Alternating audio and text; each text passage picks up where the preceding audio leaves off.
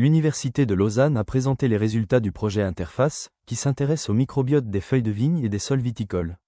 Pour cette étude, des prélèvements ont été réalisés tout au long de la saison sur les feuilles et dans le sol, afin de suivre l'évolution des communautés microbiennes et leur réaction à différentes pratiques culturales. Les graphiques présentés sous forme de barres colorées montrent la composition de ces communautés. Chaque couleur représente un groupe de micro-organismes et leur proportion dans les différents échantillons. Ils permettent notamment de visualiser l'évolution des populations microbiennes au fil du temps. Dans le vignoble Guy Cousin, l'application de thé de compost a entraîné une modification de la composition bactérienne des feuilles peu après son application.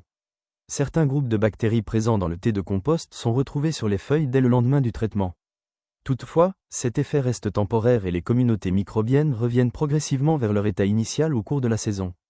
Les résultats montrent également que les feuilles réagissent davantage aux applications que le sol. A l'inverse, les communautés microbiennes du sol apparaissent particulièrement stables et résilientes face aux perturbations. Les chercheurs ont par ailleurs observé la présence occasionnelle de micro-organismes potentiellement pathogènes dans certains thés de compost, soulignant l'importance de maîtriser la qualité des préparations utilisées.